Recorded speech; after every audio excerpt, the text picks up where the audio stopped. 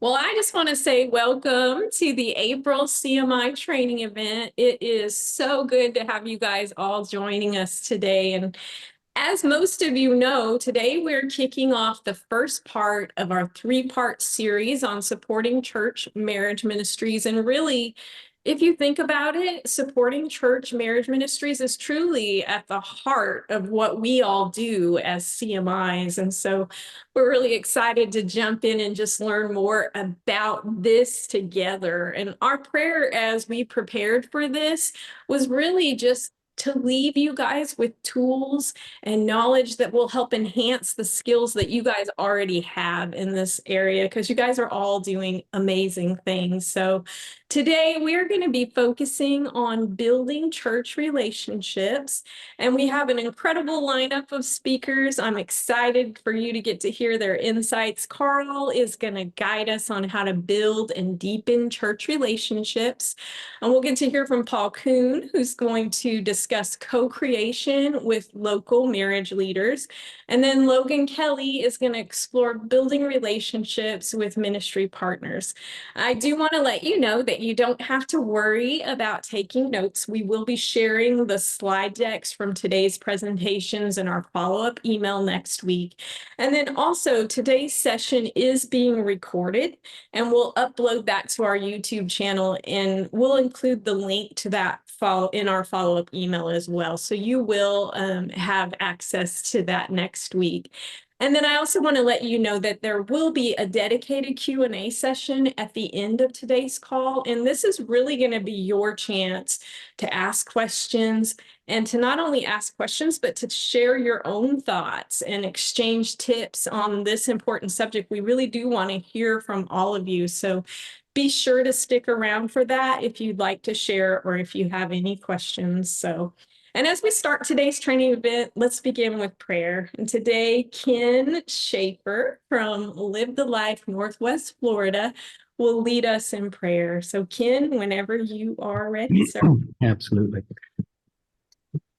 Come, Holy Spirit. Heavenly Father, as always, we want to thank you for this beautiful day. Thank you for giving us another day.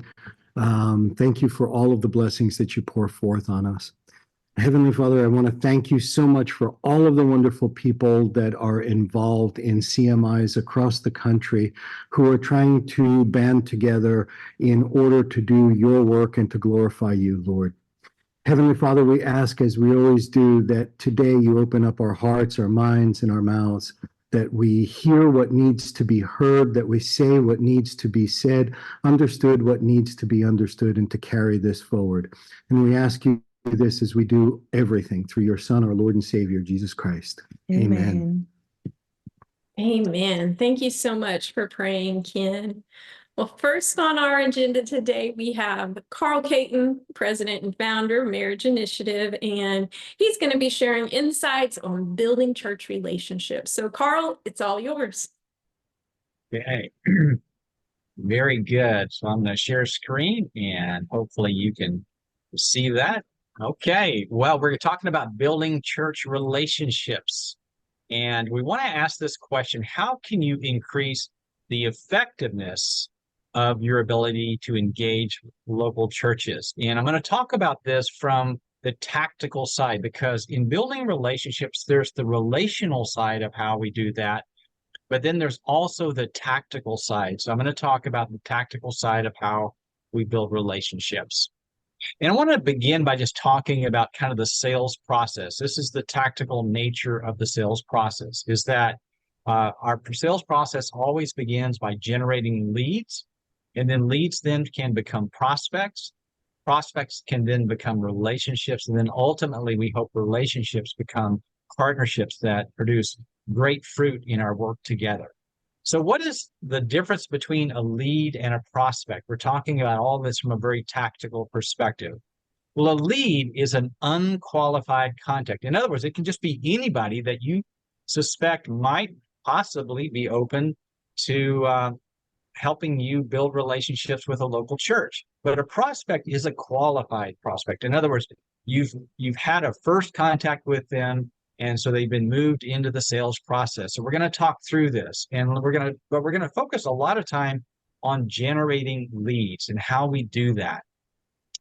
And before we start there, I want to get some inspiration from this gentleman, Rich Harwood, who's a community leader, and he has some wise thoughts for us, and that is that the answers are already in your community. You just need to find them, and that's the process of generating leads. So we're going to talk about the 7 sources where you can generate leads in your local community. We're not going to unpack all of these. We're just going to scan through a really high level. You can look at the slide deck later. But first of all, the best way to generate leads is just from person to person, the way Jerry and Kate Angelo do that so well by networking and building relationships. And in every relationship, asking for new introductions to new people. So person to person is the most important and the most strategic way that we generate a lot of new leads. But secondly, you can also use the power of Google advanced search functions. And this is something I'm going to have a separate video on. This is a really powerful way to dig deep in your community and find people you don't even realize are there, but are already doing marriage ministry in your city.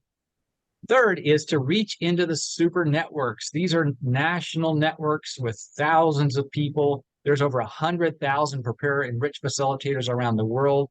They're all listed on the website. These are people who've gone the extra mile to serve marriages. And these are people that you can build relationships through. They're a great source of leads. Fourthly, don't forget about your faith-based networks. These are great places to begin building relationships and find new names that you can reach into. And then there's just simply mailing list. We have a mailing list of 1,400. Yeah, that's 1,400 churches in the 5-county area. That gives us a lot of churches to kind of begin with and to do some prospecting with. 6, don't forget to engage your raving fans. Do you ever look behind the curtain? In other words, look at who's really active in your newsletters, who is very active in liking all your social media posts, who hangs around at events and wants to get to know you better. You need to engage your raving fans. We've always found new leads just by finding out who's following us and who's interested in our work. And finally, and lastly, how do you generate new leads from leader training events?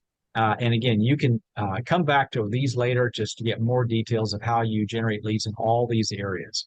But this is one of the things I want to challenge you to think through, is that I believe if you estimated in your mind how many people there may be in your community that are interested in possibly serving marriages in some way, I believe if you multiply that by 5 or even 10, you're going to get pretty close to the accurate number of potential leads. I thought when we began in San Antonio, we might find 70 people. Little did I know that I would find over 1,000 people in our community who are passionate about serving marriages. So let's take this a little bit deeper. Let's go deeper into finding your highest value leads. What do I mean by that? Is that any person can be a lead to the start of a new marriage ministry. It might be somebody in one of these different roles. We always think about the senior pastor. So anybody can be a lead, and we definitely want to be open to all the different ways that we can generate leads and how we can begin to find new prospects. But there's 7 what I call really high value leads. These are the people that I have found to be the most motivated to help us begin a relationship of building marriage ministries in churches. But I'm going to go even deeper, because if you think of these 7 high value leads, and if you think about them across these 5 different measures, in other words, how much influence does this person have in the church? How motivated might they be to start marriage ministries? How accessible are they to me? Will they even return my phone calls? Fourthly, do they have a natural inclination to implement things in churches? And number 5 is, can they help me build connections to other churches? And if you analyze these leads using a spreadsheet that our amazing leader, Dennis Stoica, always loves, what you find is the most valuable first relationships are not the senior pastor. The most valuable first relationships might be a lay couple or a women's ministry leader or some church staff member. These are the people that I have found to be the most valuable first relationships. It doesn't mean I'm not going to try to reach out to people in any of the other roles, but don't overlook the highest value that these roles can play. So now we've generated hundreds and hundreds of leads. How do we develop them into prospects? Well, I think there's 3 steps that we do to help people become good prospects, and that is your first call, your first meeting, and your first team meeting. And I'm going to unpack each of those. Your first call is that first point of contact. Now, it may be a phone call. It may just be walking in the church lobby.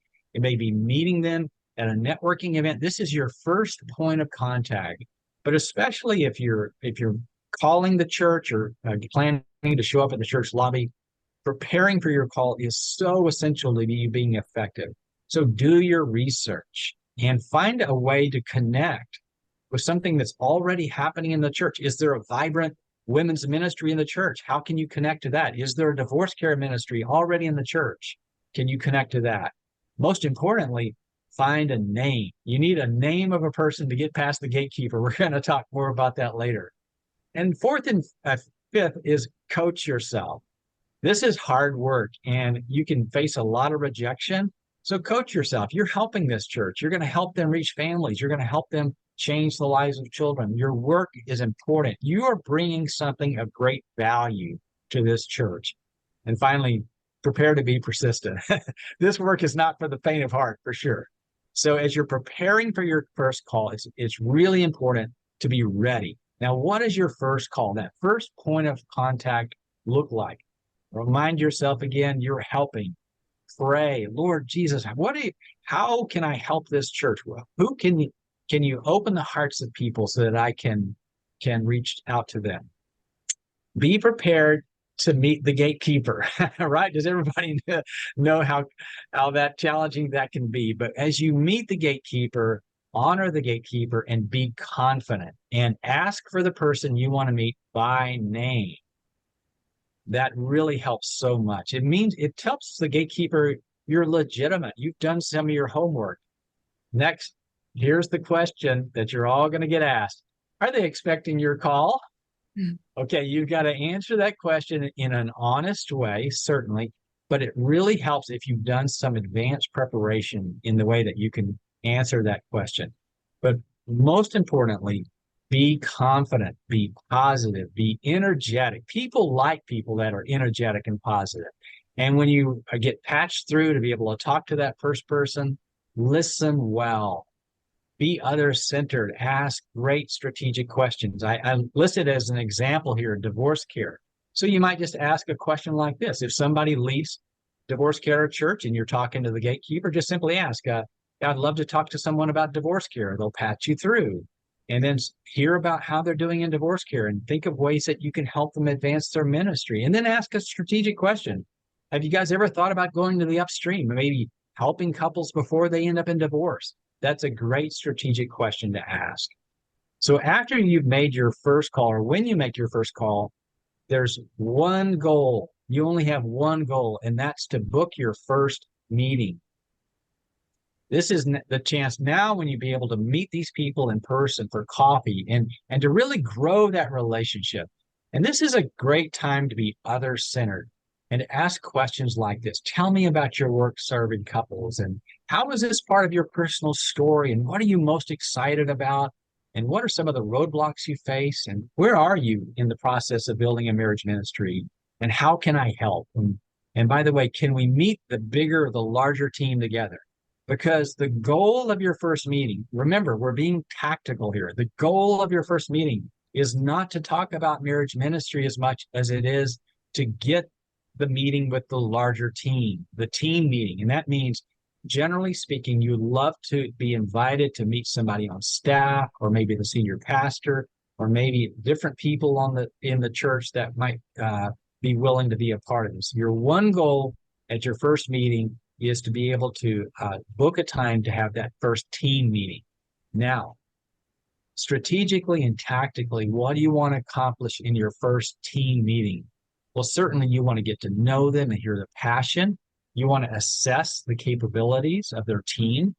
You want to understand, what kind of support do they have from their church, and what are their goals?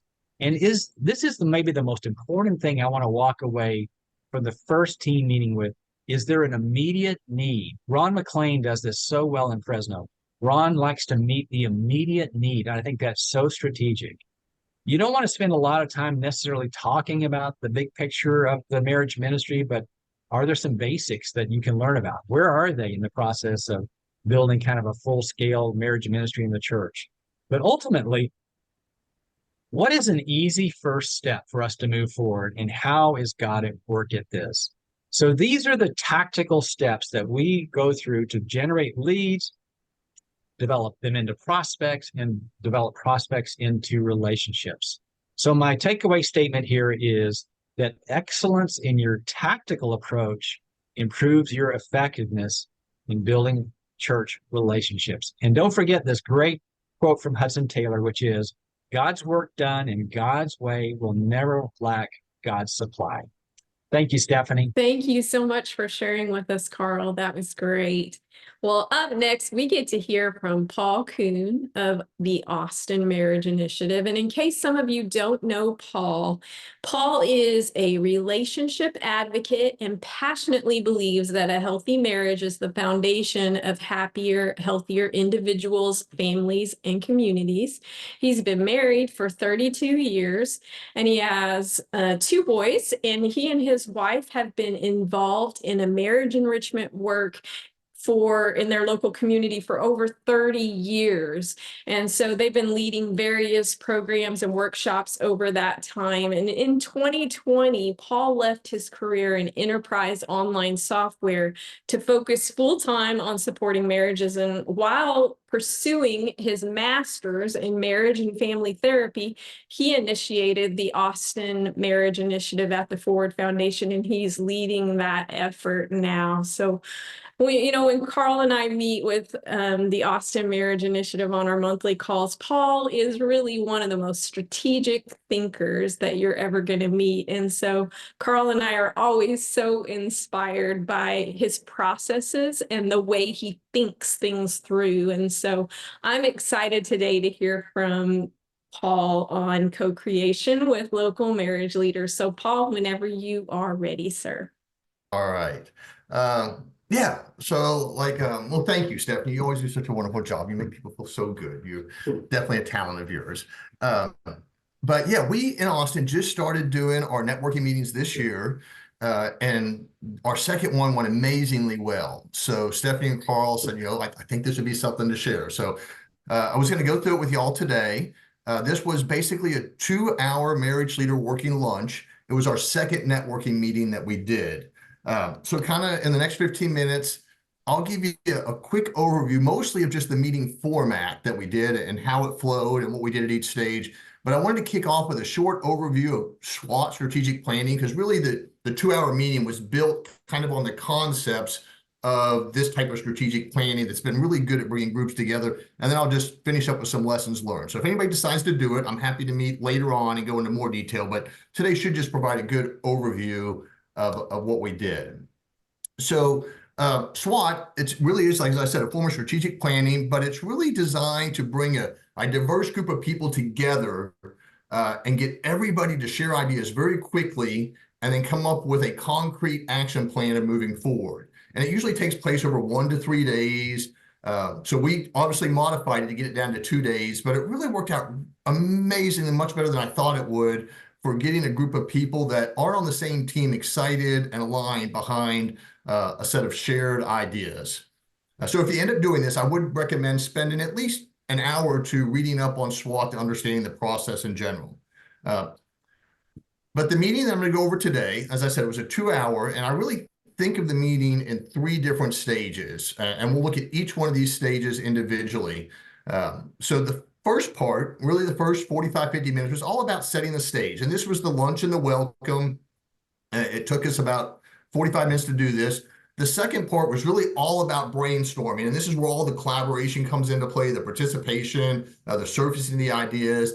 And then we wrapped up in just the last 15 minutes with one final brainstorming that really decided, hey, this is what we're going to be in the beginning. And I really feel like this meeting converted it from the Austin Marriage Initiative being something the Forward Foundation was doing to Now, Keep Austin Wed is a collaboration of a coalition of groups that are all about the city. So it was better than I ever thought. So the first part, the first 45 minutes, I'd like to say setting the stage really happened in the first 45 minutes, but honestly, it's what Carl just talked about. It was the 4 to 6 months leading up to this, where we built a network, we validated and affirmed each of these members, we met with them individually, we did some follow through to support them and what they were doing. We had our first networking meeting, and then we extended a personal invite to everybody that attended this meeting to come. So that was the 4 to 6 lead up. But really, at the meeting itself, we looked at the first 20 minutes as informal networking. People came in, sat down, we established a big picture, and then we built a shared identity.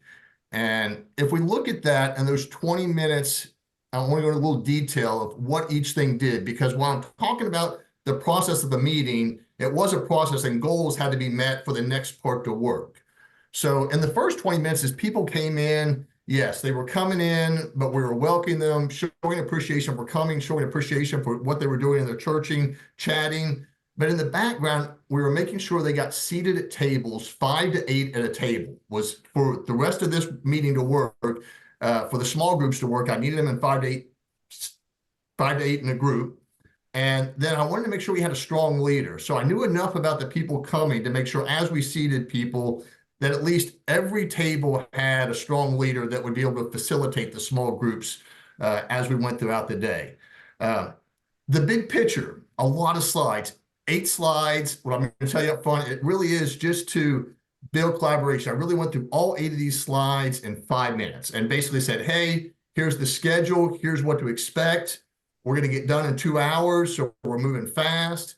And at this meeting, I actually introduced the Marriage Initiative at the national level. At our first networking meeting, we talked about the Austin Marriage Initiative. I said, we're really part of something bigger and something that believes that local marriage initiatives are really important. And I went to the slide right off the Marriage Initiative website of why a local initiative is so important, just that it's boots on the ground, it's local strategy, really less than a minute into that slide. And I talked about the map of how we connect national leaders with local leaders.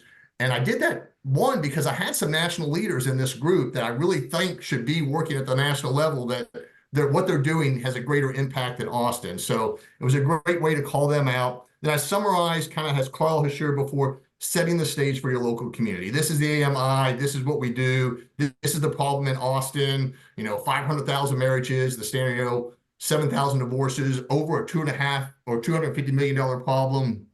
And so that was all done in 5 minutes. But then the final part that really took place over this first 40 minutes is shared identity.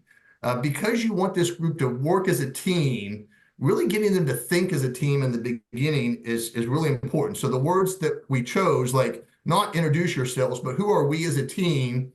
And then we really made sure to use words during the intro, like Austin marriage leaders. We are Austin marriage leaders. We are visionary marriage leaders. You are very missionary. So getting the group in this first little bit of time to think like a team and not individual organizations is really important. So that was the first 40 minutes. Then we went in kind of to the information gathering. And this is where, in the SWOT thing, really getting lots of different perspectives surfaced very quickly in brainstorming fashion. And we did this in 3 different brainstorming sessions. Each of them ranged around 20 minutes long. The first one was abbreviated, and then the next 2 were full ones. So you can see what the 3 topics there are.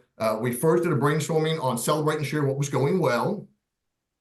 This had multiple purposes. One, it was an opportunity to affirm some work that people were doing. I knew that we just came off of 2 great marriage retreats that some churches did. And I wanted to make sure the work they were doing, other people got to hear about that without, I guess it was an indirect way to really elevate the best practices of the city. So that worked out really nice, but it also was a way to introduce the brainstorming process in a very safe area. So, and I'll talk about that next, is what this brainstorming process looked like. The next one was really challenges to overcome. And this is where we went the full 20 minutes. We introduced the full brainstorming process in this session.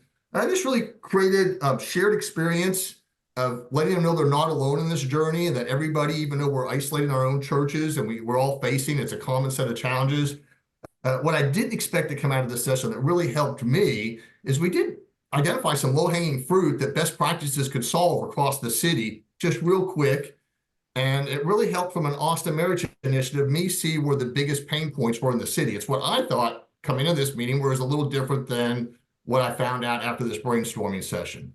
And then the last area is really bringing it back to what is Austin, knowing that we had introduced the National Marriage Initiative, that every city has its own personality, every city has its own needs. You know, this brain session was all what's unique about Austin, what's our strengths, what's our opportunities. You know, why is a local marriage initiative in Austin going to look different than it does in Kansas City or New York or Fresno? I mean, what's our personality? So we did all three of those sessions, and they all followed the same format of basically we would have the tables, and this is where it was really important to have tables of 5 to 8 and a strong leader at each table. And they would have 5 minutes basically at their table just to brainstorm. And this is a good way for everybody to participate. Even our shy people get to participate because all they're doing is throwing an idea out in a small group and writing it down. And then after they participated and everybody threw their information down, each table would come up to the front and I'd hold a little post-it that they had, and whoever they sent up from their table would actually walk through what was their table's presentation. And then on that first round, where we were just talking about what are the big wins we've had, we skipped the voting and we went right to processing. So I basically, after they presented, we put the big sticky on the wall, and then we just kind of looked at it and said, wow, congratulations, called out some of the really things that were going well. This was coming right off National Marriage Week, so we talked about date nights that people did for Valentine's Day. Worked out good, just a process. But for the other 2 sessions, we did voting. And the way the voting worked was at everybody's place when they came in, they had 4 sets of 3 sticky dots.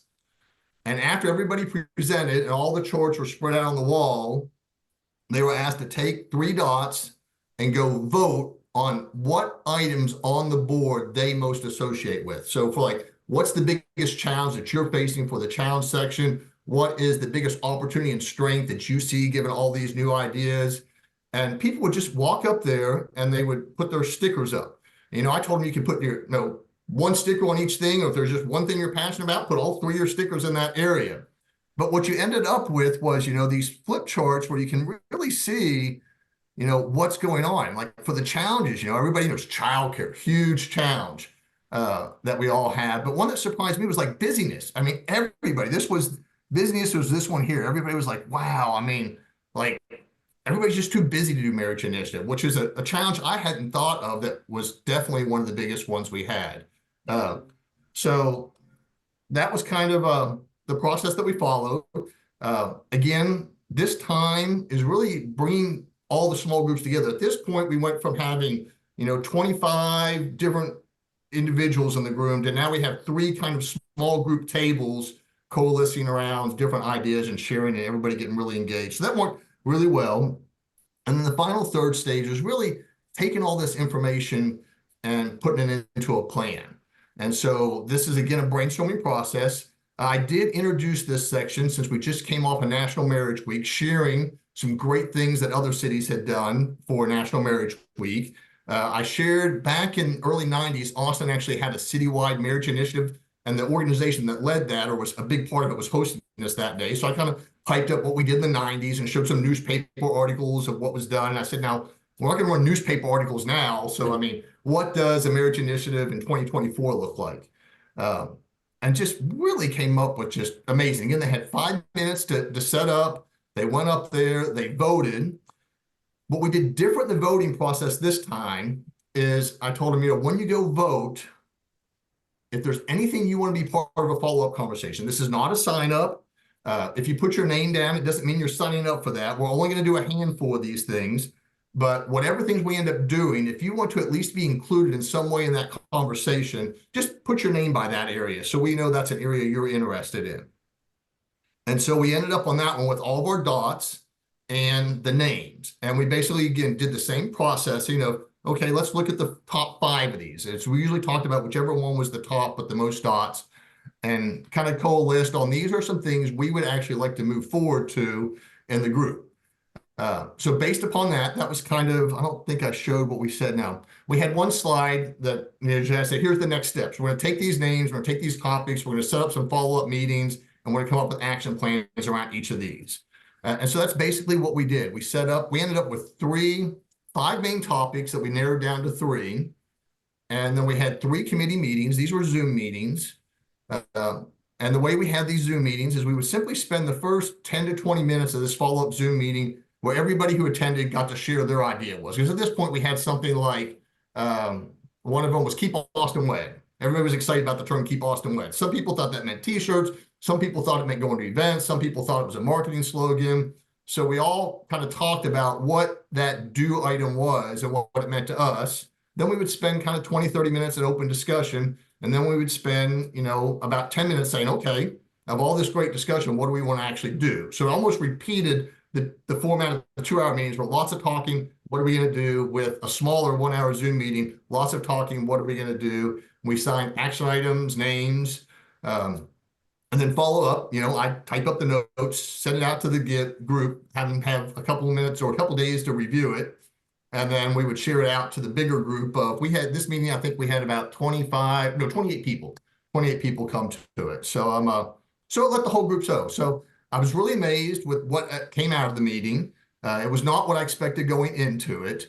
Really our identity now is not Austin Marriage Initiative. That's still going, but as a group, they identify with Keep Austin Wed. It's a coalition of people, and it just transformed the whole feel of everything in Austin. So I was really excited about it. I'm happy that Stephanie and Carl shared my excitement and wanted to share it today.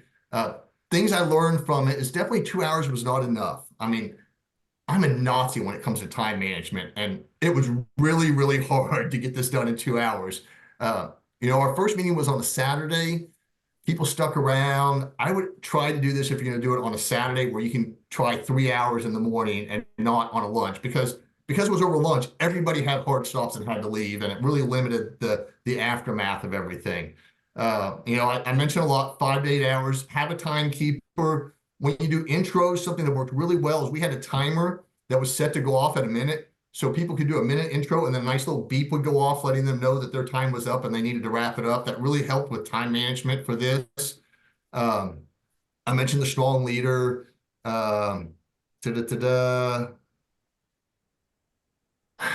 committee meetings. I've had several people reach out and said, Paul, I didn't put my name down, but I wish you would have told me when the committee met, because if I was free, I would have really liked to have joined. So my lesson learned is, don't assume that just the names you get are the people that want to. I would have communicated a little bit to everybody else about the smaller committee meetings. I think I would have got a handful of people that I didn't get joined to join. Shared everybody's information.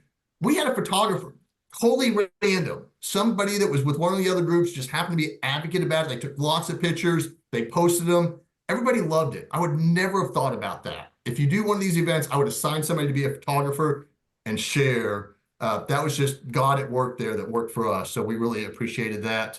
Yeah, and putting the flip charts on the wall, make sure there's plenty of space. I put them all together and I had 28 people crammed up in a 5-foot area. So that wouldn't work. So that was our event. Quick overview of it. Here I've listed, if you're interested, I put kind of the slides to our first networking meeting and then the slides to the meeting, which I just shared, the working lunch, and there's speaker notes at the bottom. So you can look at every slide and kind of see what was covered at that time. And if you're interested in the outcome of our brainstorming, you're welcome to read over that. But I think here's the supplies you'll need. Stephanie, I think that's my summary. All right. Well, thank you so much for sharing with us today, Paul. Your process is so great, and it really did help to just accomplish what Carl always says, and that is that people own what they help to create, and people really did own this, and even just the play on the slogan, keep Austin weird, and they made it Keep Austin Wed, and now everybody's excited about that. That's so great, and such a creative way to get the word out there. So thank you for sharing with us today. And up next, we have the privilege of hearing from Logan Kelly. And Logan spent nearly 30 years on the radio, mostly as a morning host. And he met and married his wife, Leanne, in 1998 in Northwest Florida, where they raised all three of their children. And Logan has been with Live the Life since 2018, and his God-given calling, this is his words, his God-given calling is to spread the gospel of marriage ministry and education to help transform families for generations to come. And I just want to say that I love it when you see somebody who knows their God-given calling and they're pursuing it with passion. And that's exactly what you see here with Logan.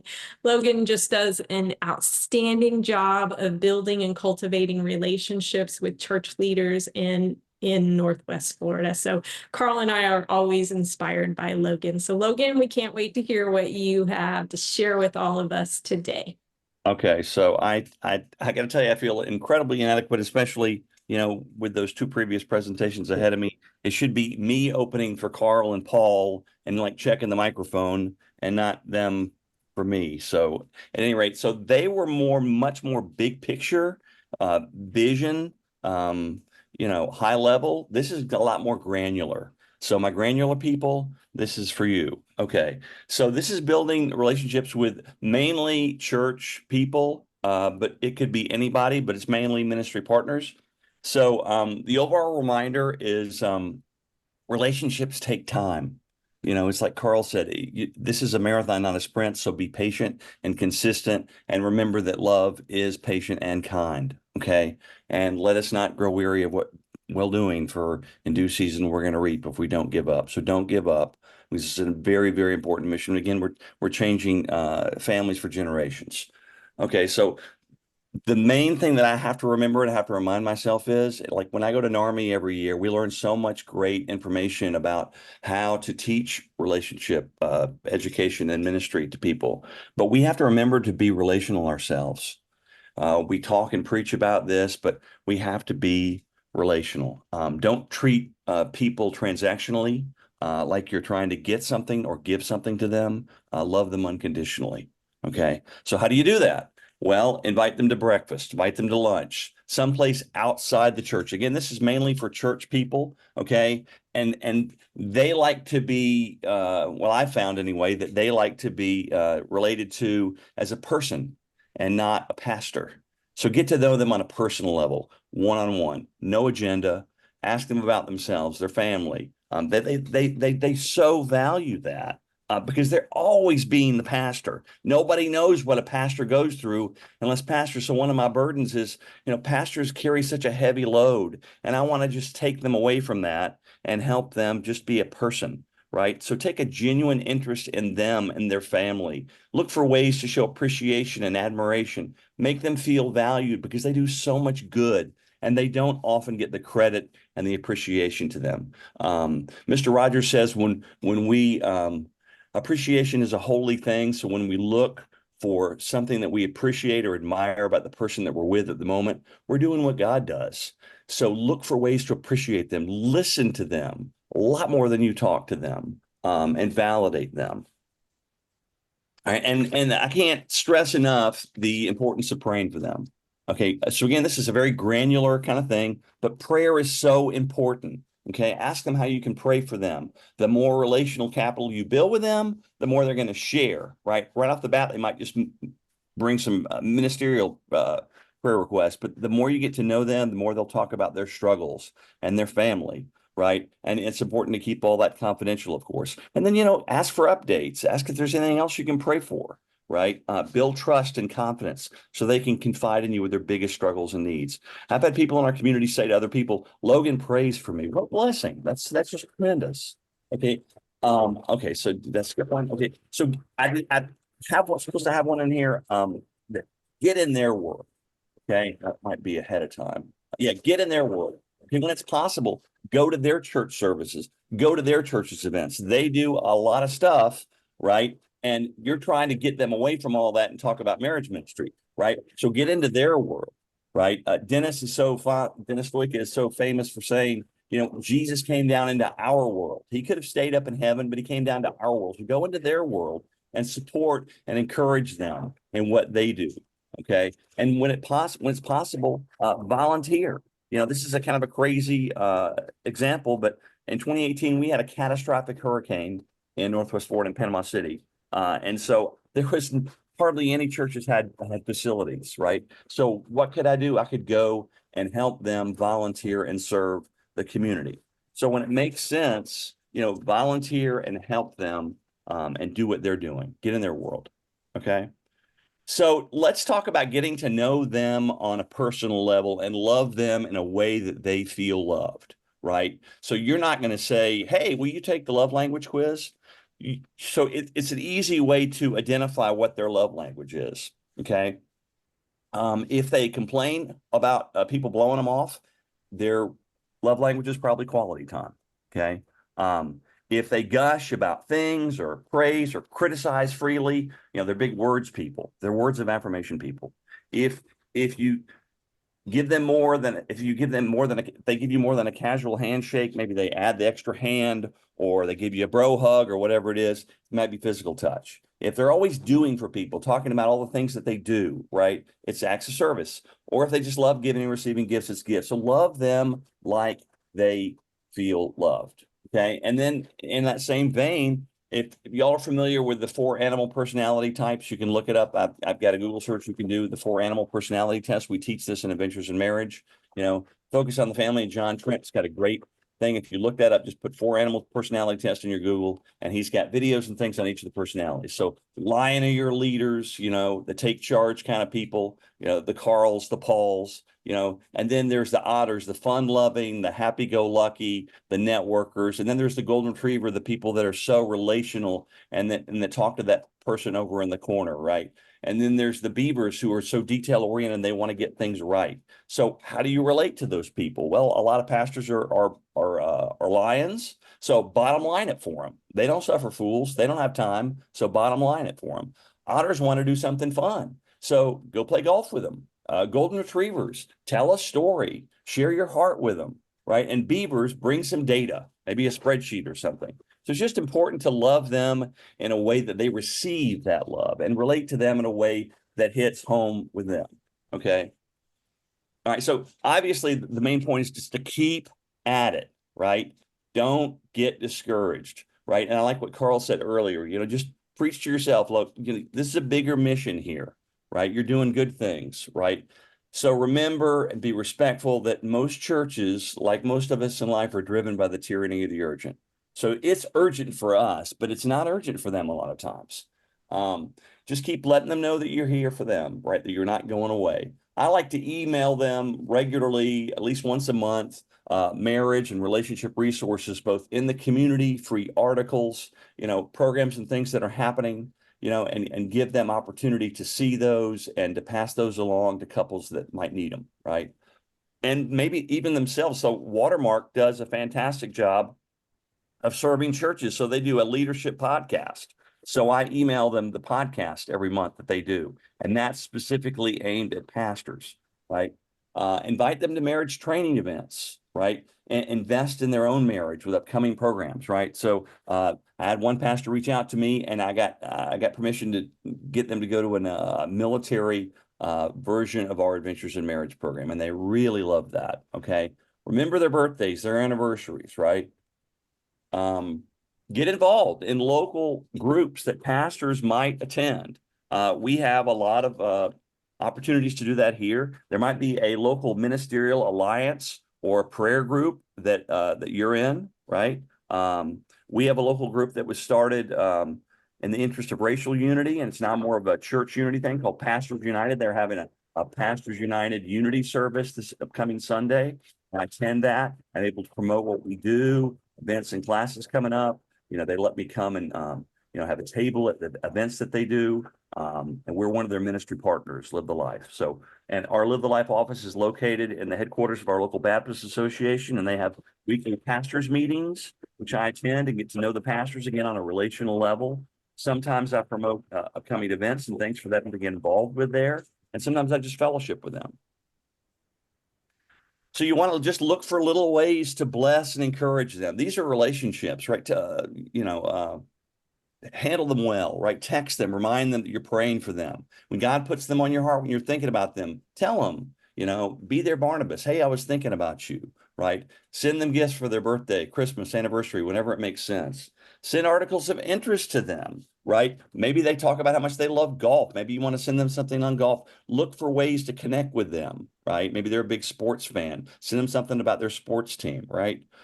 Maybe send them a worship song to bless them, a funny meme, just resources. So again, what do they love? Do they love their grandkids? Do they have a favorite hobby? Connect with them in that way. Because so in a sense, it's like Ben Starling is a fundraiser that helps live the life. And he talks about when you're dealing with funders, it's a dating relationship. So it's a process, right? You're getting to know them, right? And the more that you get to know them, the more that they trust you and they can rely on you, So yeah. And I like to say what Carl says, serve them with surprising generosity. That's just so important. So overall reminder, relationships take time. So be patient. Love is patient, right? Love is kind. So remember those two things first and foremost, and keep at it. Don't grow weary. And Philippians 1:6 says, I'm sure of this, he who began a good work in you will bring it to completion at the day of Christ Jesus. So that's me. All right. Well, thank you so much for sharing with us, Logan. And I do want to say, don't sell yourself short, because this presentation was great. I mean, without the relationship piece, really, none of the rest of it is going to work. And this is why you're so successful, is because you've really done such a good job of being relational. Jesus was relational when he was here on this earth, and God is relational with us. And so that's what we need to be with others. So it was very good and very helpful. Thank you so much for sharing. And so we're going to wrap things up today with our Q&A session. And so if anybody has any questions for our speakers or insights to share on the topic, it doesn't have to be a question. Maybe you just have an insight you'd like to share on this topic of building church relationships. We would love to hear from you. So if you would just raise your virtual hands, and I'm going to call on you. But as we do that, as you're raising your virtual hands, I do just want to make an announcement that our May training event will be the second part of this series on supporting church marriage ministries. And we're going to cover building marriage ministry teams. And what we're really hoping with this is to provide you as a CMI with practical tools that you'll be able to take and help lead and guide churches in the process of building church marriage ministry teams. So did I see anyone having their hands raised? I thought I saw, did I see Maria and Ken, did you all have your hand raised? Yeah, I just got confused. I was going to chat to Logan. He did a great job. But actually everybody, we learned a lot today. It was very interesting. Yes, yes, it was. Thank you for sharing that. All right, Mike, I see you have your hand raised. I guess for everybody, or maybe Logan, I thought of this when I was listening to yours. How do or what tools do you use to perceive when you become annoying versus being persistent? Well, it's kind of my radio days. I learned how to know your audience, right? So you've got to know, you kind of have to sense when people are, if they're annoyed with you, or if they're tired of hearing from you, they're going to be pretty short. They're not going to give you a lot of time. They're going to ghost you on text. And when you're talking to them, they're not going to say a whole lot. So you just kind of have to read the room, I think. So is it worth it to do that a few times in order to maybe build the relationship, because you're coming in cold, and then after like 3 or 4 times say, oh, they're definitely not interested? Or do you take that more in 1 or 2 attempts to contact, or like the emails you were sending, or some of that stuff? Yeah, I mean, you'll know as you go along how interested they are. If they take a second meeting with, it's just like dating. I used to say when I was single, I had a lot of first dates, but not many second dates. So you're gonna know if they're interested after the first date. So you kind of. Thanks. Yeah. Thank you for your question, Mike. That was a really good question. I think I see Bill and Ann have their hand raised. We talked a while back about praying with the pastor. I used to start our get-togethers by praying with the pastor for our time together. But when we were all done, rather than me pray again, I said, Pastor, would you mind closing the session in prayer? And then I got a heart for where he was at as far as our mission and his mission was concerned. Yeah, that's great. That's a great idea. Does anybody else have any questions or insights to share? All right, Rodney and Kresha. I just want to mention how wonderfully timing this is for us in Oklahoma City. We are eye-to-eye marriage, and we decided to have a pastor's luncheon. We were blessed with funding to actually have 2 pastors' luncheons this year. And we're learning exactly what you're saying, how difficult it is to help them understand that there's no threat here. You know, we're not getting any pushback or bad vibes or anything like that, but it's just difficult to get them to come to an event. And we're about 3 weeks out. So Rodney always says, honey, they'll come. And I'm always nervous about it, but it's just a difference because we have events all the time. And so couples come on a regular basis, but pastors, it just feels different. So be praying for us. But I just want to say that this is very timely and really good information. I don't have a question. I just want to say thank you for all of this. Yeah, well, thank you, Kresha. Thank you for that. And I see Leanne has her hand raised. So Logan is my husband, if y'all don't know that. So I just wanted to give a little context. One of the questions was, he was saying, what do you do if they're kind of blowing you off? And I know that our team has been really good about finding other ways to get, you know, maybe it's not the pastor, maybe he's too busy and he's got his focus on other things. And they've found other people maybe in the church that are marriage ministry, and they start partnering with us, and then they get the ear of the pastor. Or we even had one of our pastors that we just really could not get into. They got with his daughter is a counselor, and so she started doing our marriage initiative, and then she kind of got the ear of her dad and got him, you know, to participate. And that was a relationship Logan's been working on probably since the beginning of, 2018. So, and that just happened recently. And then, I know we have a church that has some satellite churches, and one of the satellite churches did an event with with Michelle, who's in Okaloosa, which is a different county. And once they did that kind of gave us an in on the church that's here where we live, that Logan's been having a hard time getting them to kind of, connect. So there are, you kind of have to be creative and find some people, maybe in the church that may not be the head pastor, it may not be the discipleship leader, but it's somebody in the church that gets passionate about it, that can then be an advocate for you. Yeah, that's great insights. Thank you, Leanne, for sharing that. And we have a question in the chat. Amy is asking, is it possible that it might be a good idea for someone else to take the lead on a church where you're getting mixed messages? And that question could be for any of you that would like to answer. My experience has been, look around at the different staff members at the church, and there might be somebody else. And I know several people have mentioned this already, but think about kind of the motivations of the different people on staff at a church. And that's why a women's ministry leader so often rises to the top, because they are so in touch with the families and the relationships. And so they tend to be very motivated to take action. A lot of times women's ministry leaders are frustrated because the church is spending so much time building a new building and doing all sorts of these strategic projects, and a lot of times they're really in touch with the fact that families are sometimes being kind of forgotten in that whole mix. So find somebody else on staff. I know that's been mentioned, but some of the key people, and just see who naturally has that bent. Look at the church staff members and who really loves being married. on staff who was really obvious that they just really love being married. They love their spouse, and they just are passionate about their own marriage. That sometimes is an insight. Thank you, Carl.